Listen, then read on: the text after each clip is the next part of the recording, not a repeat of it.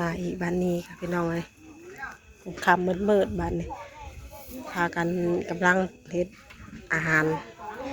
รแรงเนาะพี่น้อง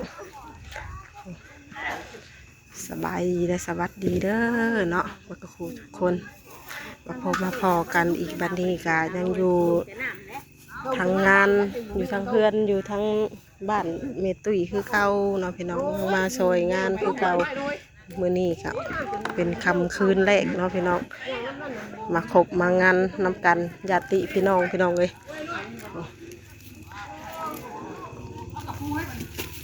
นี่ก็พากันมาเฮ็ดอยู่เฮ็ดกินหั่นหมูแล้วเมื่อกี้นี้พี่น้องเลยแล้วก็ไปขั่ว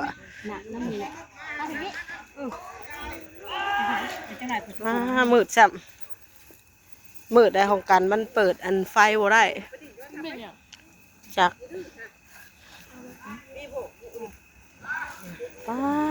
กระทะยักษ์กระทะยักษ์กระทะแบบได้ใจเลยเฮ้ยแต่เนื้อตายเยอะบ่มาแล้วเอาใส่กระทะนี่แล้วปุ้ยเป็นหน่อยแน่บ่เห็นดิบาจะเอาตัวน้อยเพราะว่าย่ามาเต็มขนาดนี้กับมึงไงนัดเนาะเอาบ่อยู่บ่เวลาซื้อก็มึงเข้าใจอันฟูเป็นชื่อมากนะอ้าวเพิ่นจะเอาแบบว่าให้คุ้มเลยแต่ว่าแบบมีหยังกะลงนี่เลยเพิ่นเห็นว่าเป็นงานใหญ่สิได้เอ้ยแบบว่าเป็นงานใหญ่ถ้าเฮ็ดอีหยังก็เฮ็ดได้หลายเลยจักชิมมึงเด้อเพิ่นว่าเพิ่นใส่หยังเบิดได้เพิ่นว่าคันยังปรุงเอาบ่วงมาซิมเฮ้ยซินี่นักซื้อชิมนี่นั่นให้รับเอาบ่วงมาเพิ่นให้ชิมใครก็จะเอามาให้เฮ็ดเนาะนี่ว่าไว้เฮ็ดเด้อแต่พุดอ่ะแม่นง่ายโอ้เธอคักอันนี้แต่ก็แนมหาชิ้นก็อยู่เลิกเติบอยู่บ่เห็นขวดซีนหมูพี่น้องเอ้ยมาแต่ตลาดเลงมงเลงนี่เนาะไปออกไปหาซื้อมาแต่ตลาดคนเจ้าเด็ด2 มือเลยนะเพิ่นสิเอาฉันมันก็หลายมือนะอันนี้หม้อใหญ่นะบ่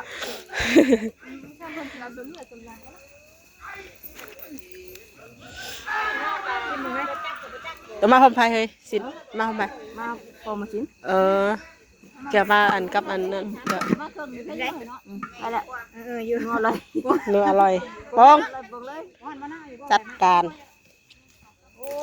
โสคนหามระวังของพื้นล่มนะเฮ้ยความหวังอยู่นี่ได้ประเดี๋ยวความหวังได้นั่งหัวช่องอยู่น่ะแซ่บแล้วพอดีเลยจักไผ่ปรุงบาทเดียวจบเลยหมวยซิมหลายว่าเป็นยังหวังต้องเหนียวแห้งเนาะตาเขียวกันชนะว้ายดูมาฝากเลยแหละกินแล้วมันกินแล้วสิเปิดทางเอาไปไม่เอาพื้นมันหน้าบ่เบิ่งไปภาพจ่อสิบ่คือจ่อเอามุมไก่มุมไก่หมูกลางคืนเนาะกินเลยสิทำมันบ่แจ้งทำมันนะบ่อยากเห็นชัดปากก็ยังบ่ได้ชั่วตักได้บ่เจียวยังบ่ได้ก่อยได้เลยเอาเพิ่นตำไว้เลยเนาะย่างหยังเฮาบักตาเฮาบ่ได้คั่วกับย่อเบิ่งมาย่อเสดานี่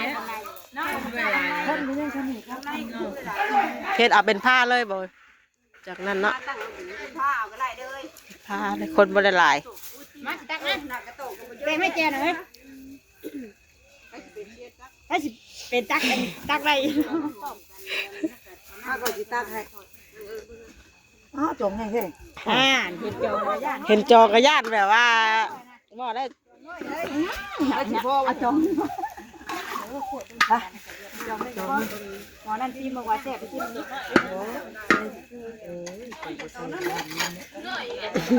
โง่เพิ่นเฮ็ดให้ว่าบ่ใส่แค่เพิ่นว่าบ่ใส่หั่นนี่ได้นั่นบ่ฮู้มานี่คนบ่ได้หลายปานใดเฮ้ยเพราะว่าเพิ่นมาเลิกแล้วเพิ่นก็คือสิกินข้าวอยู่เฮือนเพิ่นเลยมันเลิกเลยอันนี้ได้พุ่นละอีกรอบเลิกพุ่นละอันนี้เพิ่นสิเจียวใส่ข้าวเปียกสิต้มน้ำหนังหมู หมูแดงเจียวต้มข้าวเปียกรอบเลิก ไปบ่ทันบ่ ไปวันท่านแบบชาได้นางกินเขียวมาได้แก้วไปตรงนี้ดู นางโมนี่เพิ่นไปจังแต่ต้มกระเปียกบ่ จะไปต้มข้าวเปียกได้รอบเลิกรอบเลิก มาช่วยเบนนั่นก็มาแล้วนะเถ่ามาตักนะไปยังนะ ไหนวะ โอ้ยมันบ่พอยนะ นั่นนี่ได้เลย กระตุกกัน มาใหญ่แต่หม้อเด้หลายถ้วยอยู่เด้ ยันว่ามันใหญ่ขึ้นหน่อยเลย ใช่น่ะมาหม้อเดียวแท้ตกใจเนาะ ไม่ใช่ค่ะเขาเป็นมุ้ยบนฟ้า ประมาณจักพาเฮ้ยกะเบิ่งประมาณจักพาทั้งเทิงน่ะประมาณ3บ่ ยายตั้งต้นจากก้อน หลายบ่เทิงหน่อย ยายเพิ่นได้แล้ว หลายบ่ เกี่ยวได้เลย เฮ็ดผ้าได้ ผ้าละสองถ้วยเท้า เอาก่อนน้ำคิ้วจ้องแม่ เฮ้ยเป็นผ้าเลยเลย ขาแก้ว เอาอีกก่อน หนักไว้ประเดี๋ยวเฮ้ยพวงว่าเองว่ากินมันบดผ่านได้อีกเลยที่เด็กที่ให้คือปวดเนี่ย ไอ้ว่าหน้ามันแข็ง ขวหมูรถน้องเฮ้ยลืมพาผักกะหล่ำใส่เฮ้ยกินนี่ ปวดมันอยู่ได้ ผัดเกี่ยวกันนะ ลืมแต่การยังแซ่บอร่อยคือเก่า เผาอยู่นี่แล้วเผาแต่ต้มกระปุงกระเปียกเห็นหันนี่ที่ได้นอนบ้างมันเหมาะกันนี่แหละมันเขาบอกเลยมันเนาะเพื่อน มีมันกับพังบ่ แต่แล้วบ่มีมันเว้าน้ำหมูชาเฮา พังเราอยู่ไม่อยู่พัง พังขนาดการนั่งเกี่ยวปวดพี่หน้ากระเฮ็ดค่ะ สิ มาให้ถ้วยมา ช่วยเฮ้ยช่วยเฮ้ย สวยเอ้ยมีมัน ให้ถั่วจะแจ้วมาเนี่ยด้วยนะ พุ่นแล้วไผบ่มีมันก็ไปหาเกลือปูเกลือปลาพุ่นแล้ว ถั่วยังเฮ้ยถั่วจะแจ้วเอาอีกเผื่ออย่างว่าแม่ถั่วจะแจ้ว ไปรวยเหี่ยวว่าเรารวยเหรอเรายังเฮ้ย เอามาช่วยแล้วนั่นแหละครับตักเอา ลุยนะ มือวางเลยครับ ไปเลยบ่ เอาแล้วเอาแล้วเอาแล้วเท่าไว้นั่นเถอะ ตกเขา เขาบอกว่ามีบนว่างไหม ตกเขาทอมกินข้าวแรงพี่น้องเลยอืม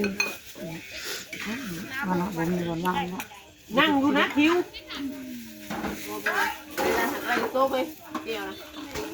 ยัง เฮ้ยกล้ามจนพึ่งเฮ้ยน้ำนี่ได้เฮ้ยตกนี่ ประมาณสักตัวก่อนพอดีไป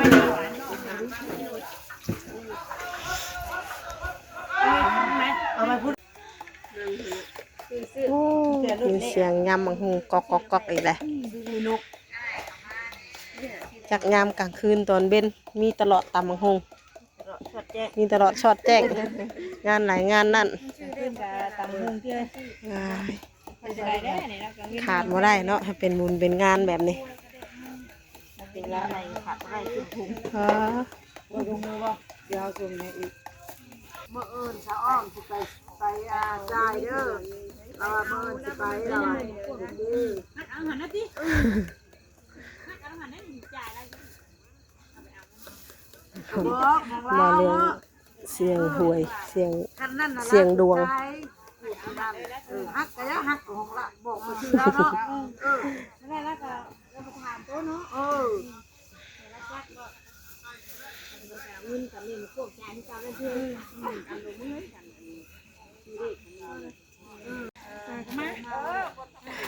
มาพี่น้องมาตำยั่วบัดนี้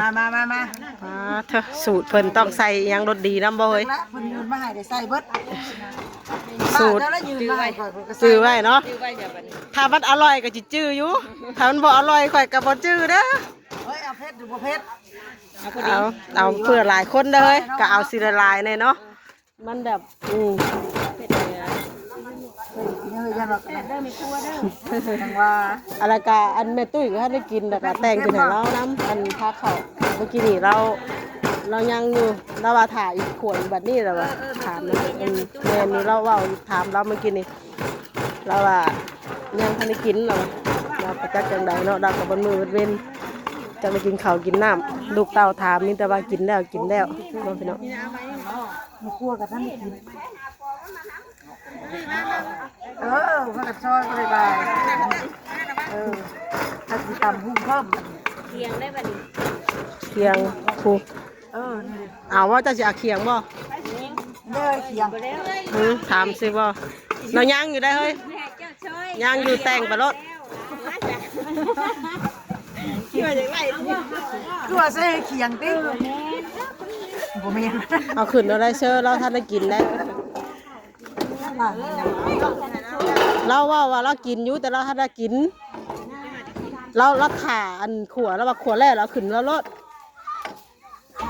เอาขึ้นมาแล้วแก้วก็มีน่ะเฮ้ย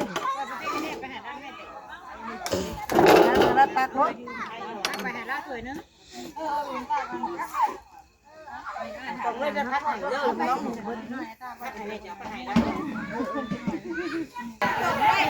ใส่สักแน่ได้เลยทั้งใส่หมักเล่นตัวเห็นบ่อยหมักอันกรอกอะเห็นอยู่บ่ ข้าวอยู่เลย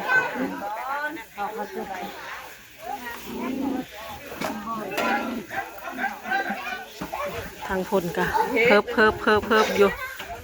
ไหลงัวไหลจักอย่างไหลเป็ดไหลไก่อยู่ทางผู้เพิบอยู่ใช่คนนั้นนะคนก็เริ่มขยอยมาเรื่อยๆพี่น้องเลยยอยมาญาติพี่น้องเนาะพี่น้องมาคบมางานมาร่วมงานนำกัน ได้สเด็จบ่ แต่หอมเด้ บ่สิเอาสเด็จให้ได้สเด็จ อย่าได้เฮ้ยติ๊ก เอาผู้เอาเมาเนาะ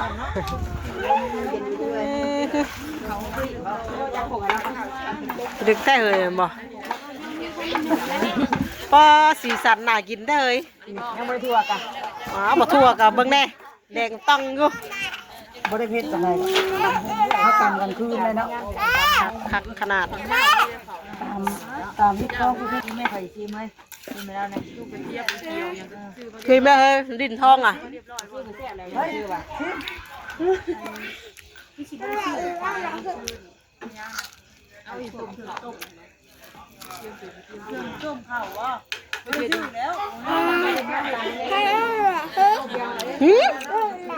มิวกินหมกพริกใครกินหมกพริกวะมิวมาแต่ไหนลูกเป็นดีบลุงเป็นบ่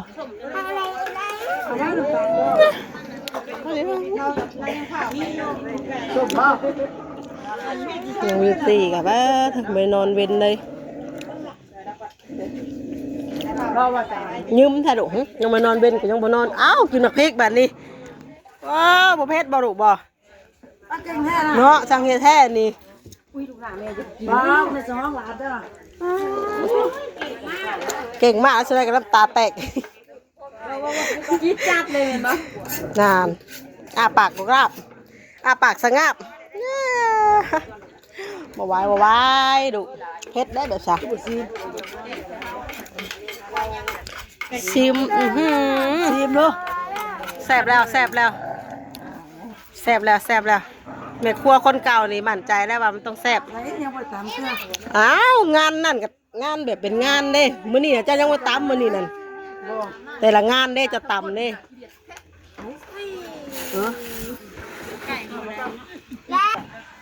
นี่ก็หั่นหนังหมูไว้เฮ็ดเขียบเอาไว้ใส่ต้มข้าวเปียกพี่น้องเลยมีก็มีดบ่เข้ากลุ่มกันอยู่แม่ป้อนบ่ลูกบ่ป้อนให้วิวโอเคตามมาหงขึ้นมาเบิ่งทางเทิงที่วันนี้พี่น้องเลย โอ้นั่งดูดู มาเบิ่งกะ เอาไปดีเขาบอก คนเข้ามาพบมางานเนาะพี่น้องเนาะมีญาติพี่น้องพี่น้องเลย ปัจจุบัน แม่น้องนิวเพิ่นก็อันเฮ็ดต้นน้ำเนาะพี่น้องต้นคนเฮ็ดแล้วก็ ผมไม่ปื้นหนึ่งก็ได้เลยเถอะ ติพี่น้อง ผมไม่ตีก็ได้เลย ต้ นะ นเฮ็ดโตน้ำ งานมันตื่นเลย